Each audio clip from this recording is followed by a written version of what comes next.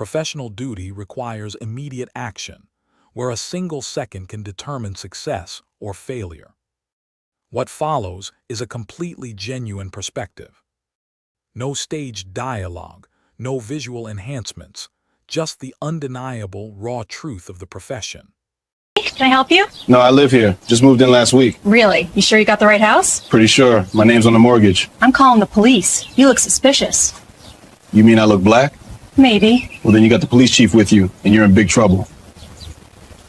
Jennifer Morrison had lived in the Glendale Arms for 6 years when she confronted a black man in the hallway and destroyed her own life. She was 38 years old, blonde, worked as a regional sales manager for a pharmaceutical company, and considered herself the unofficial eyes and ears of the 4th floor. One Tuesday evening in May, she saw a black man unlocking the apartment next to hers and decided he must be breaking in. The man was Chief Marcus Thompson, the 43-year-old newly appointed Boston police chief who had just signed a 12-month lease for apartment 412 and was moving in his belongings. Despite Thompson showing his badge and explaining he was the new tenant, Morrison called 911 anyway. The entire confrontation was captured on the building's hallway, CCTV camera went viral within hours, and cost Morrison her job, her lease, and $120,000 in a defamation lawsuit. Before we continue, where are you watching from? If this is your first time here, please hit that subscribe button. Stories like these need to be shared, and your support helps us bring more truth to light. The Glendale Arms is a 1970s brick building in Boston's Back Bay neighborhood. 7 stories, no doorman, coin laundry in the basement, radiator heat that clanks at night, the kind of building where young professionals live before they can afford newer construction, where rent is reasonable by Boston standards, where the elevator sometimes doesn't work but management eventually fixes it. 2-bedroom units like Thompson's rent for $2,800 per month, not cheap, but not outrageous either. The building attracts teachers, nurses, city employees, people with decent jobs who don't need granite countertops and floor-to-ceiling windows. The hallways are narrow with outdated wallpaper and flickering fluorescent lights. Each floor has one CCTV camera positioned at the elevator end, installed 5 years ago after a package theft problem. The footage is grainy, the angle isn't perfect, but it captures enough. It was 6:15 p.m. on a Tuesday in May. Warm evening, people coming home from work with takeout bags and briefcases, the building settling into its usual evening rhythm of muffled TV sounds and cooking smells drifting under doors. Marcus Thompson was 43 years old. He'd been in law enforcement for 22 years, working his way up through the ranks with determination and skill. 4 months ago, he'd been appointed Chief of Police for the city of Boston, a career-defining achievement, the first black chief in the department's history, appointed after a national search that brought candidates from across the country. Thompson had earned it. He'd reformed the gang unit as a lieutenant, reduced use of force incidents as deputy chief, built community trust through transparency. The mayor had personally called him, the city council voted unanimously, and the police union, despite their usual resistance to outsiders, had supported him after meeting him.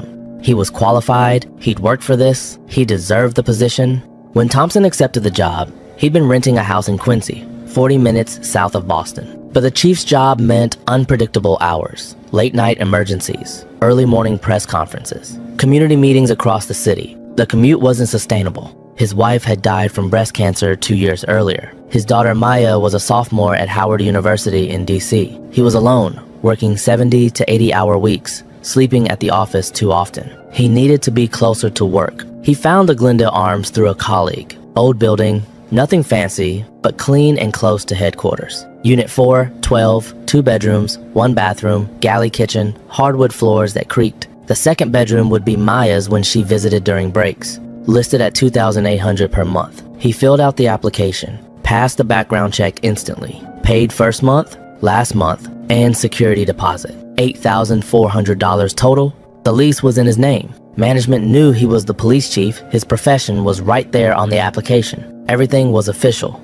documented, legal. That Tuesday was move-in day. Thompson had hired 2 guys with a truck for the furniture bed, couch, desk, dining table, but the personal items he was handling himself, boxes of clothes, kitchen stuff, books, his wife's photo albums he couldn't throw away, Maya's childhood drawings he'd saved. He wore faded jeans and an old Boston Marathon sweatshirt from 2012. His badge was clipped to his belt out of habit even off duty. He kept it on him. His service weapon was locked in his car's glove box. He'd been hauling boxes for 90 minutes, sweating despite the cool evening, tired but focused on getting settled before tomorrow's budget meeting with the mayor. Just a man moving into his apartment.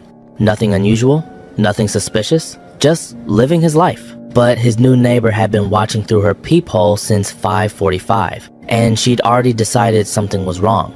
Do you think neighbors who racially profile residents should lose their leases? Drop your answer below. Jennifer Morrison lived in Unit 414, directly next to Thompson's new apartment. She'd lived there for 6 years, longer than almost anyone on the floor, and she developed strong opinions about who belonged in the Glendale Arms. She was 38, blonde hair she touched up every 6 weeks at a salon in Brookline, worked as a regional sales manager for a mid-sized pharmaceutical company. Good job, not great. Made $78,000 a year, drove a leased Honda Accord, took one vacation per year, solidly middle class, comfortable, but always aware she could slip. Jennifer had reported neighbors before. The college students in 410 who partied on weeknights, she'd called management 4 times until they were evicted. The Indian family in 408 whose cooking smells she complained about management told her that wasn't a valid complaint. The delivery guy she confronted in the hallway, demanding to know which apartment he was going to, turned out he lived in the building. Management tolerated her complaints, but privately considered her a problem tenant. The property manager had notes in her file: overly vigilant, prone to reporting non-issues, handled diplomatically. That Tuesday, Jennifer had gotten home at 5:45, noticed the moving activity, and instead of going fully into her apartment, she'd stood at her door with the peephole open, watching. At 6:12 p.m., the hallway CCTV captured Thompson exiting the elevator. The footage is grainy but clear enough. Black man, early 40s, athletic build, sweatshirt and jeans, carrying a medium-sized cardboard box with Maya's room written on the side in marker. He walked down the hallway, the camera angle catches him from the side, stopped at Unit 412, balanced the box against the wall, pulled keys from his pocket, unlocked the door, pushed it open with his shoulder, carried the box inside. Normal tenant behavior. Legal resident using his keys to access his apartment. But Jennifer, eye pressed to her peephole, saw a black man entering the apartment that had been empty for 3 weeks, and her mind went immediately to crime. She watched for 23 minutes. The timestamp on the CCTV shows Thompson making 4 more trips: 6, 16, 6:22, 6:31, 6:35. Each time, elevator, hallway, keys, door, inside, each time carrying different boxes, once carrying a lamp, once carrying a duffel bag, each trip captured on camera, each trip completely normal. But Jennifer's mental narrative had already formed. Black man, repeated access to apartment, must be robbing it. Maybe he's part of a moving crew, stealing furniture. Maybe he picked the lock and copied keys. Maybe management rented to him by mistake. Whatever the explanation, in Jennifer's mind, he didn't belong. At 6:38 p.m., the CCTV captures what happens next. Jennifer opens her door and steps into the hallway just as Thompson is walking toward the elevator for another trip. The camera angle shows both of them clearly. Jennifer in black yoga pants in a gray tank top, blonde ponytail, phone already in her hand. Thompson in his sweatshirt and jeans, empty-handed, heading back for more boxes, keys jingling in his hand, badge visible on his belt. The CCTV has no audio, but forensic lip readers would later transcribe the entire conversation from the footage. The body language tells most of the story anyway. Jennifer blocks his path to the elevator. Her posture is aggressive, shoulders forward, chin up, phone raised. "Excuse me, can I help you?" Thompson stops. The footage shows his expression tired, wary, already recognizing this situation. He's been here before. "No, I live here, just moved in last week." Jennifer's face shows pure skepticism. She looks him up and down, eyes lingering on his jeans, his sweatshirt, his skin. "Really? You sure you've got the right apartment?" Thompson's shoulders drop slightly. The camera captures his exhaustion. Not physical exhaustion from moving boxes, the deeper exhaustion of being questioned, in places you have every right to be. "Pretty sure? My name's on the lease." Jennifer raises her phone. The camera shows her finger moving across the screen, pulling up the keypad. "I'm calling the police, you look suspicious." Thompson closes his eyes briefly, takes a slow breath. The camera captures his jaw tightening, his hands flexing at his sides. "You mean I look black?" Jennifer's face on the CCTV shows a flicker of something caught, defensive, but not backing down. Her mouth opens, closes, opens again. "Maybe." Thompson unclips his badge from his belt. The camera angle isn't perfect, but you can see him hold it up. See the gold catching the fluorescent hallway light. See his mouth moving as he speaks. Well, then you have got police chief with you, and you're in big troubles. The badge is visible on the footage, not perfectly clear due to the camera quality, but clear enough to see it's an official police badge. Clear enough to see Thompson holding it at eye level for Jennifer to examine. Jennifer's reaction is captured in perfect detail. Her face goes white. Her mouth forms a small O. Her phone is still in her hand, finger frozen over the 9. The footage shows her standing completely still for 4 full seconds, processing what just happened. She'd just threatened to call the police on the police chief. She'd racially profiled the most powerful person in Boston law enforcement. She'd accused her new neighbor of burglary when he was the one person in the city with the authority to arrest her for filing a false report. This is where the CCTV becomes undeniable evidence. Every moment captured, every expression documented. No audio needed, the visual story is complete. Jennifer's aggressive confrontation, Thompson's patient explanations, his badge reveal, her shock, all time-stamped, all recorded, all preserved. Should apartment buildings use CCTV footage to investigate racial profiling complaints? Let me know what you think.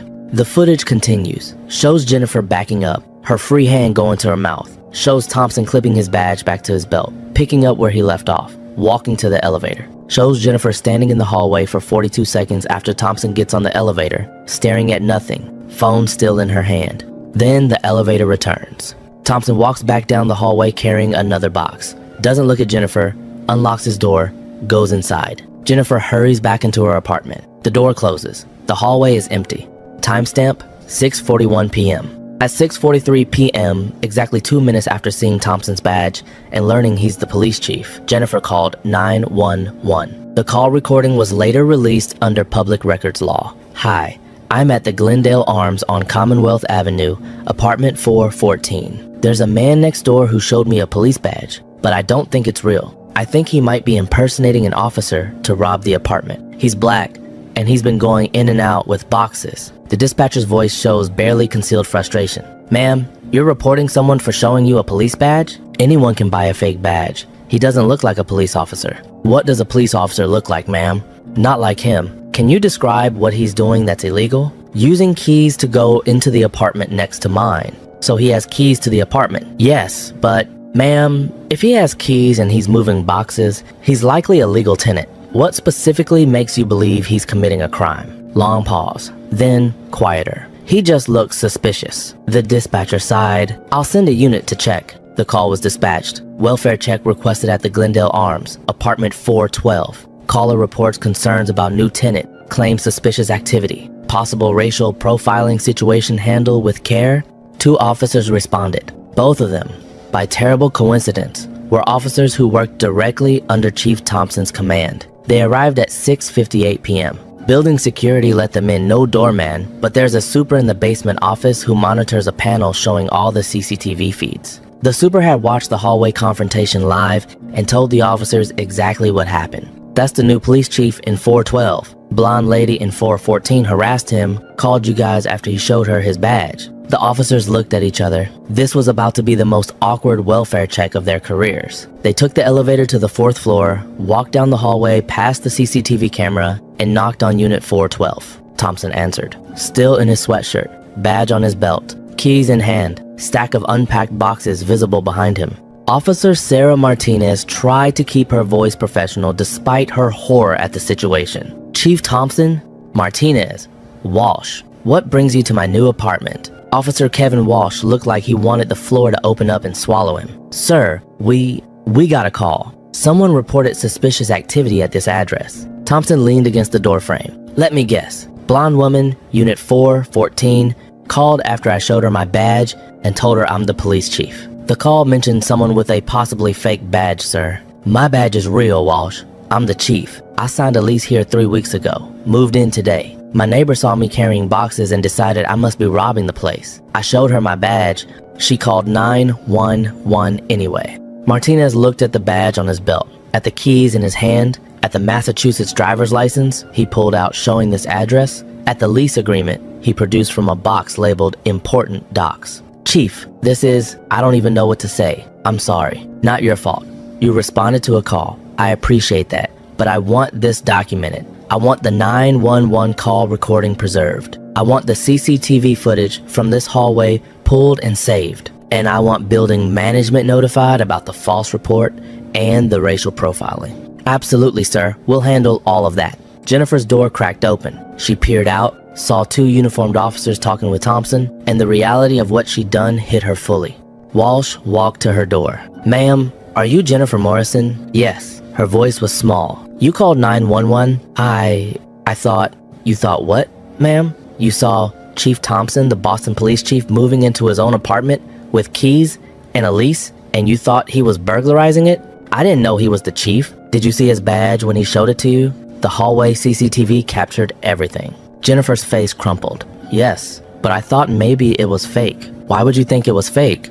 She didn't answer, because there was no good answer. The only honest answer was, I thought it was fake because he's black, and I couldn't imagine a black man being the police chief. Martinez's voice was cold. Ma'am, filing a false police report is a crime. Racially profiling a tenant violates fair housing laws. Chief Thompson will decide whether to pursue charges. I strongly suggest you consult an attorney. Jennifer's door closed. The officers could hear her crying inside. Why do some people see black people in regular apartment buildings and assume they don't belong? Comment your thoughts. By 8 p.m., Thompson had requested the CCTV footage through his department's legal team. By 9 p.m., his attorney had it. By 11 p.m., someone the building's super angry about Jennifer's history of complaints had leaked it to Twitter. By morning, it was everywhere. The footage spread like wildfire. Grainy, but clear enough. Blonde woman confronting black man in shabby hallway. Him showing badge. Her calling 911 anyway. Body language telling the whole story. Boston police chief, racially profiled by white neighbor while moving into his own apartment. CCTV captures white woman calling police on black police chief after seeing his badge. Video shows blonde neighbor filing false report about Boston's first black police chief. The outrage was immediate. The NAACP demanded prosecution. Boston's mayor issued a statement supporting Thompson and condemning racial profiling. The police union condemned false reports. Housing rights organizations called for Jennifer's eviction. Jennifer Morrison's life imploded within 48 hours. Her face from the CCTV footage was everywhere, grainy but recognizable, blonde ponytail visible, aggressive posture clear. People identified her, found her LinkedIn, found her employer, found her history of complaints at the Glendale Arms. Her pharmaceutical company placed her on administrative leave within 24 hours.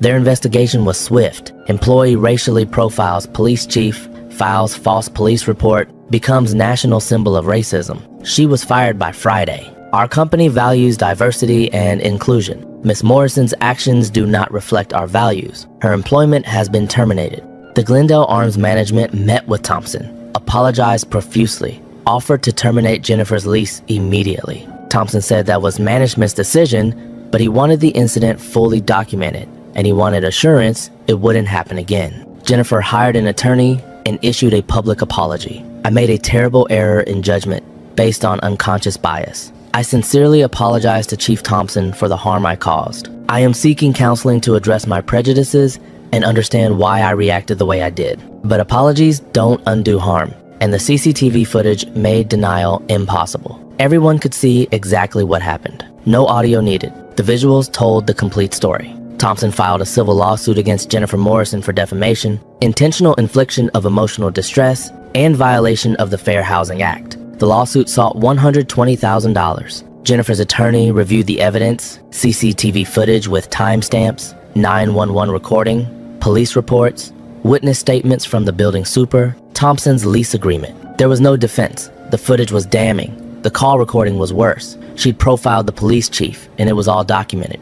They settled within 5 months, $120,000 paid to Thompson. Plus, Jennifer was required to complete 100 hours of racial bias education and community service with organizations serving communities of color. But the financial settlement was the least of Jennifer's consequences. She lost her job, $78,000 a year, gone. She couldn't find comparable work. Every company that Googled her name found the CCTV footage. She had to break her lease at the Glendale Arms and move out. Building management didn't force her out, but the other tenants made it clear she wasn't welcome. She left Boston entirely, moved back to her hometown in Ohio, started over with a retail job making a third of what she used to earn. Meanwhile, Thompson settled into apartment 412 at the Glendale Arms. His other neighbors were welcoming. Some apologized for Jennifer's behavior, others brought him coffee or offered to help unpack. Most just treated him normally, which was all he'd wanted. His daughter Maya visited from Howard for Thanksgiving and loved having her own room in the city. Thompson walked to work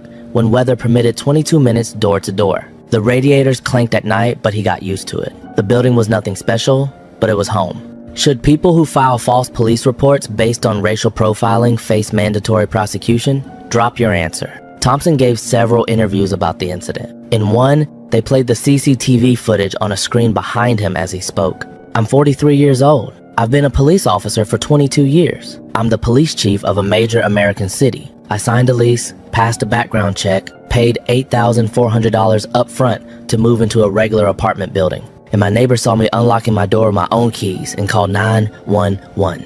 He gestured to the footage. You can see it all.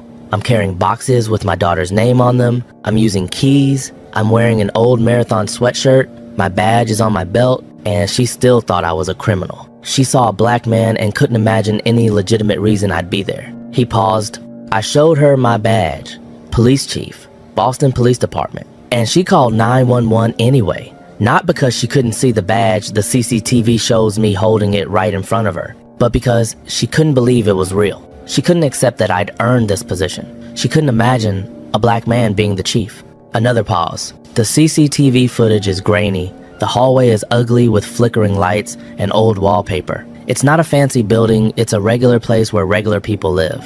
And that's exactly why this matters. This isn't about luxury buildings or wealthy neighborhoods. This is about everyday racism in everyday places. This is about black people being questioned in spaces where we have every right to be, simply because someone can't imagine we belong."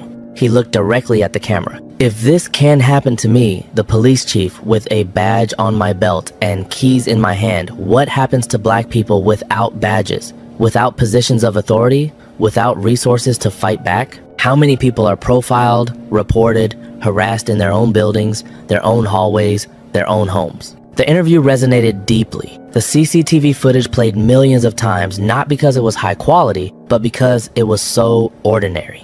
Shabby hallway, flickering lights, tired man moving boxes, blonde neighbor on her phone. The mundane setting made the racism more visceral, more recognizable, more real. Boston held community forums. The police department implemented new protocols for responding to suspected racial profiling calls. Apartment buildings across the city reviewed their tenant complaint policies. Property management companies discussed how to handle residents who repeatedly file questionable reports. But Jennifer Morrison never truly reckoned with what she'd done. Her apology was corporate speak written by lawyers. She disappeared from public view, rebuilt her life elsewhere, and, as far as anyone knows, never genuinely examined why she saw a black man with keys and a badge and still called the police. Thompson still lives at the Glendale Arms, still Boston's police chief, still walks to work when he can. His neighbors know him now. He's just the chief in 412 who's quiet and keeps to himself and whose daughter visits on holidays. But he says he's aware, always, that some people look at him and see a threat before they see his badge, his work, his humanity. Even in his own hallway, even carrying boxes with his daughter's name written in marker, even with keys in his hand and every right to be there. Should apartment buildings automatically evict tenants who racially profile their neighbors? Let me know in the comments. This wasn't about a misunderstanding. This was about a black man succeeding and being punished for it by someone who couldn't accept his success. Marcus Thompson worked 22 years to become police chief. He earned it through competence, integrity, and dedication. He rented an apartment he could afford in a building where he wanted to live. Jennifer Morrison saw him and called 911. Not because he was breaking in, he had keys. Not because he was stealing, he was carrying his own belongings. Not because he was threatening, he was moving boxes. But because he was black in a space where she couldn't imagine black people belonged, even after seeing his badge. Even after he identified himself as the police chief. Even after every possible piece of evidence proved he was the legal tenant. She still called 911 because her racism was stronger than facts, stronger than logic, stronger than a badge held in front of her face. The CCTV footage captured it all. Every moment of her aggression, every moment of his patience. The badge reveal, her call anyway. Undeniable visual evidence of racial profiling in a shabby hallway with bad lighting and old wallpaper. Proof that racism doesn't just happen in fancy places. It happens everywhere, to everyone, even to people with badges and authority. Jennifer lost her job, lost her home, paid $120,000. became nationally known as a racist, caught on camera. But consequences don't undo harm. They don't change the fact that Thompson was racially profiled in his own hallway on his moving day. They don't erase the exhaustion of being questioned when you have every right to be somewhere. They don't restore the simple dignity of unlocking your door without being treated as a threat.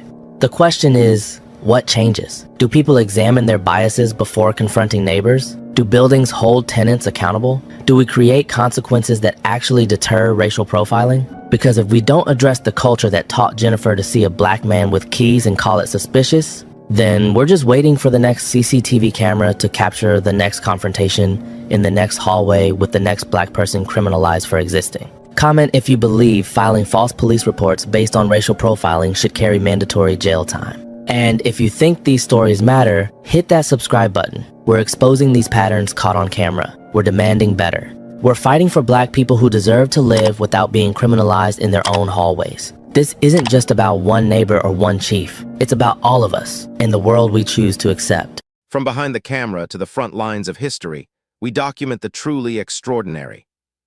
Prepare to immerse yourself in the definitive moments and visual records that permanently altered our global landscape.